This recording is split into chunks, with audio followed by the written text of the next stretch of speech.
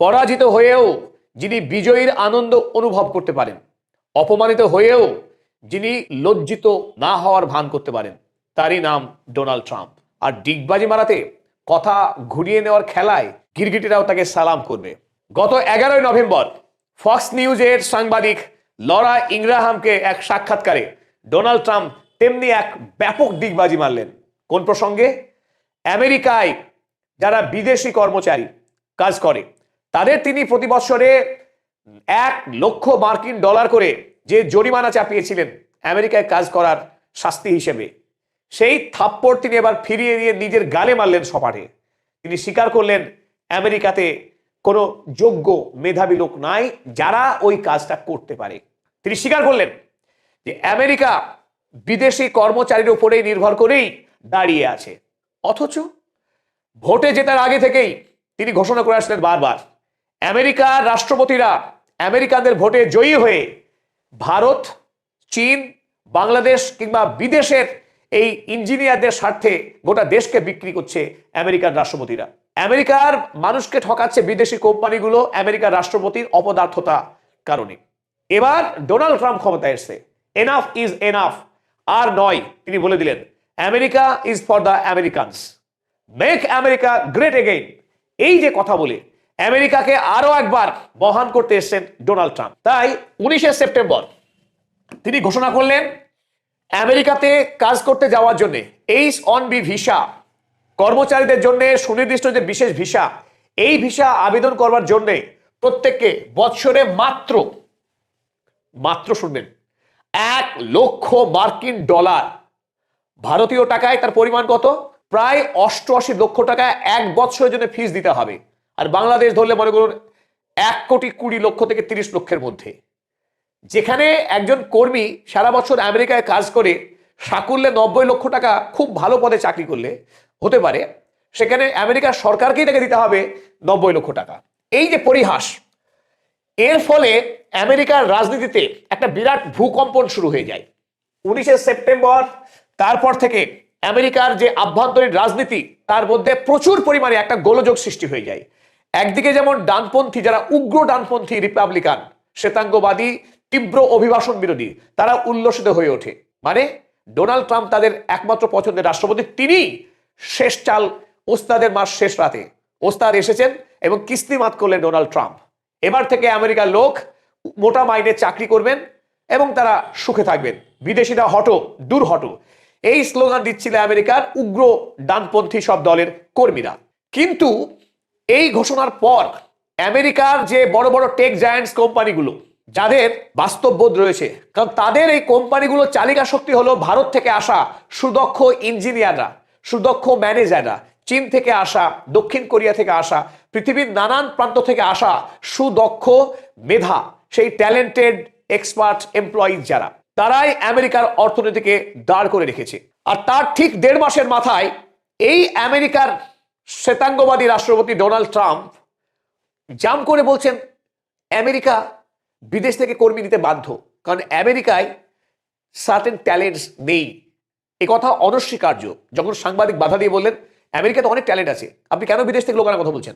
না না না, তিনি নিজে স্বীকার করলেন যে আমেরিকাতে ট্যালেন্ট নেই। অর্থাৎ আমেরিকাকে যদি গ্রেট হতে হয়, আমেরিকান দিয়ে হবে না। আমেরিকা গ্রেট তখনই হবে যখন বিদেশ থেকে মেধাকে সে ড্রেন করে আনতে পারবে। এই তো বাবা সত্য কথা, এমন করে বললেই হতো। 1.5 মাস আগে তুমি কেন ঢং করে প্রচার করছিলে যে বিদেশ থেকে কোনো লোক নেব না, আমেরিকা আমেরিকানদের জন্য, আমেরিকাকে আবারও মহৎ করতে হবে। প্রতি কর্মীর গালে সপাটে $1,00,000 থাপ্পড় কেন বসাচ্ছিলে? এইবার তুমি জব্দ হয়েছো মার্কিন প্রেসিডেন্ট ডোনাল্ড ট্রাম্প। তুমি এবার বুঝতে পেরেছো যে আমেরিকাকে চালাতে গেলে আমেরিকান কোম্পানিদের কথা শুনতে হবে। কারণ আমেরিকার যে বড় বড় কোম্পানিগুলো বসে রয়েছে, তারা এবার ডোনাল্ড ট্রাম্পের কান ধরে হিসকা টান মেরেছে। ভারতীয়দের, চাইনিজদের যদি আমেরিকা থেকে বের করে দেওয়া হয়, H-1B ভিসার জন্য যদি $1,00,000 করে জরিমানা চাপানো হয়, আমেরিকার বড় কোম্পানিগুলো একেবারে পথে বসে যাবে, দেউলিয়া হয়ে যাবে।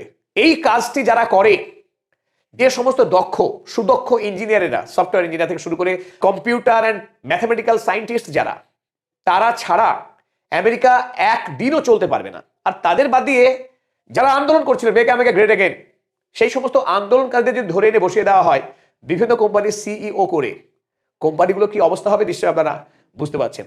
আর তার থেকে বেশি বুঝতে পারছেন মার্ক জাকারবার্গরা। ফলে ডোনাল্ড ট্রাম্প আজকে ডিগবাজি মারলেন। আমরা আপনাদের কিছু তথ্য জানি রাখি গল্পের খাতিরে, সুবিধা হয় বুঝতে। আমেরিকার ক্যালিফোর্নিয়া শহর, তার যে সিলিকন ভ্যালি, সারা পৃথিবীর মধ্যে যেখানে বিজ্ঞানীদের চাঁদের হাট বলা হয়, সমস্ত বড় বড় যে জায়ান্ট টেক কোম্পানি তাদের সদর দপ্তর কার্যালয় সিলিকন ভ্যালি। এই সিলিকন ভ্যালিতে যে বিজ্ঞানীরা কাজ করেন তার ৭৪% বিজ্ঞানী বিদেশ থেকে আসা। আবার এই ৭৪% বিজ্ঞানীদের মধ্যে তাৎপর্যপূর্ণভাবে ৭১% তারা ভারতীয়। তাহলে আমরা বলতে পারি অধিকাংশ বিজ্ঞানী ভারত থেকে যায়, অধিকাংশ সুদক্ষ ইঞ্জিনিয়ার তারা ভারত থেকেই যায়। আমেরিকার কজন? মাত্র ২৬ জন। ১০০ জন বিজ্ঞানী যদি হয়, ১০০ জন যদি সুদক্ষ কর্মচারী কাজ করেন সিলিকন ভ্যালিতে, সেখানে ২৬ জন মাত্র আমেরিকান, বাকিরা সব বিদেশ থেকে আসা। সেই দেশ বড়াই করে বলে যে আমেরিকা নাকি আমেরিকানদের জন্যই। আর তাই যদি হবে তাহলে সিলিকন ভ্যালিতে লন্ঠন জ্বালাতে হবে, সেখানে আর ওই মাইক্রোসফট অ্যাপল কোম্পানি চালাতে হবে না, সেখানে লন্ঠন প্রস্তুতকারক কোম্পানি তৈরি করতে হবে। কারণ কে করবে এই দক্ষতার কাজগুলো? চলুন এবার দেখে নেওয়া যাক ডোনাল্ড ট্রাম্প সম্প্রতি H-1B ভিসা নিয়ে তিনি যে ইউটার্ন নিলেন তার প্রকৃত কারণগুলো এবার আমরা আলোচনা করি। প্রথমে আমরা দেখে নেব আমেরিকা ভারতবর্ষ তথা এই ভারতীয় উপমহাদেশ বাংলাদেশ ও পাকিস্তানের উপরে কি ভয়ঙ্করভাবে নির্ভরশীল।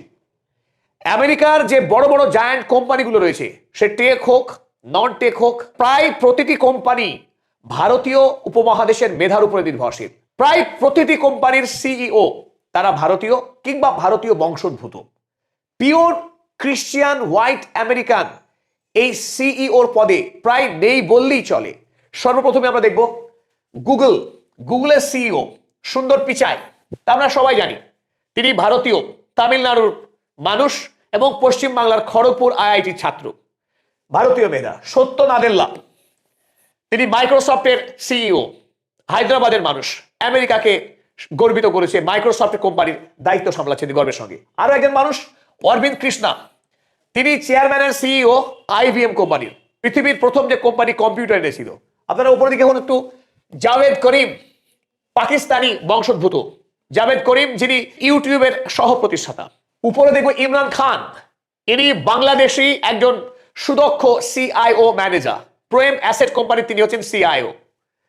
এদিকে আমরা দেখব Omar S Ishraq, former chairman of the board of Intel কোম্পানির চেয়ারম্যানের দায়িত্ব সামলেছেন ওমর এস ইশরাক, ইনিও বাংলাদেশি প্রতিভা। এরকম অসংখ্য মেধা যারা আমেরিকার এই বিলিয়ন বিলিয়ন ডলার কোম্পানিগুলোর সিইও দায়িত্ব সামলেছেন, অর্থাৎ পুরো কোম্পানির যে দায়িত্ব মাথায় করে নিয়ে সেই কোম্পানিকে বিশ্ব দরবারে পৌঁছে দিয়েছেন। যদি আমেরিকানরা সত্যি সত্যি যোগ্য হতেন তো তাহলে ভারতীয়দের তো তারা কখনোই ডাকতেনই না। তারা এই দায়িত্বগুলো সামলাতে অপারগ, ব্যর্থ, সেই মানের দক্ষতা আমেরিকানদের নেই এ কথা বলার অপেক্ষা রাখে না। থাকলে তারা কখনোই ভারতীয় উপমহাদেশ থেকে এই বিপুল পরিমাণের মেধাকে তারা ড্রেন করতো না। রাজনৈতিকভাবে অবিবেচক এই ডোনাল্ড ট্রাম্প তিনি ঘোষণা করেছিলেন এনাদের বাদ দিয়ে তিনি নাকি আমেরিকা রাষ্ট্র চালাবেন, আমেরিকা নাকি গ্রেট হবে। সুন্দর পিচাই, সত্য নাদেলাদের বাদ দিয়ে নাকি আমেরিকা গ্রেট হবে। কমপ্লিটলি বোগাস আর ইম্পসিবল আইডিয়া। আর আজকে সেটা মানতে বাধ্য হলেন। এদিকে তো আমরা কেবল সিইও দেখলাম, শুধু সিইও তো হেড, কিন্তু ওই কোম্পানিকে যারা চালায়, যে মেইন ওয়ার্কফোর্স, মেইন যে ব্রেন, তারা কারা? H-1B ভিসা নিয়ে আমেরিকাতে বর্তমানে কাজ করেন 5,83,000 থেকে 7,30,000 মানুষ। এই বিপুল পরিমাণের মানুষ তারা আমেরিকাকে গ্রেড করছেন। দেখুন আমেরিকার যারা মেজর যে কোম্পানিগুলো, অ্যামাজনে কাজ করতে বর্তমানে 10,044 জন, অ্যালফাবেট বা গুগল সেখানে 4,181, মেটা অর্থাৎ ফেসবুক সেখানে 5,000, মাইক্রোসফটে কাজ করছে 5,000, অ্যাপলে 4,000। এই বিপুল পরিমাণের যারা সায়েন্টিস্ট, সফটওয়্যার ইঞ্জিনিয়ার, ম্যানেজার যারা কাজ করছেন নিপুণ দক্ষতা নিয়ে, হঠাৎ করে যদি এই কর্মীগুলোকে ছেটে দেওয়া হয়, তাদের যদি দেশে পাঠিয়ে দেওয়া হয়, তাহলে অ্যামাজন, অ্যালফাবেট, মেটা, মাইক্রোসফট, অ্যাপল কারোর পক্ষেই 6 মাস দাঁড়ানো সম্ভব না। এই কোম্পানিগুলো হুড়মুড় করে ভেঙে পড়বে। এখান থেকেই আমরা বুঝতে পারি যে আমেরিকা কল্পনা করা যাবে না বিদেশি প্রতিভাকে, বিদেশি মেধাকে বাদ দিয়ে। আর এই জন্যই আমেরিকান চেম্বার্স অফ কমার্স তারা ডোনাল্ড ট্রাম্পকে হুমকি দিয়েছেন আপনি যদি আপনার এই সিদ্ধান্ত প্রত্যাহার না করেন, তাহলে আমেরিকার যে জায়ান্ট কোম্পানিগুলো সম্মিলিতভাবে আমেরিকার ডোনাল্ড ট্রাম্পের অ্যাডমিনিস্ট্রেশনের বিরুদ্ধে তারা মামলা লড়বে। এই মামলা লড়ার হুমকি তারা দিয়ে রেখেছিলেন। সুতরাং ডোনাল্ড ট্রাম্প এখন না পারছেন গিলতে, না পারছেন ফেলতে। এই অবস্থা, শেষ পর্যন্ত তিনি বাধ্যই হলেন একরকম।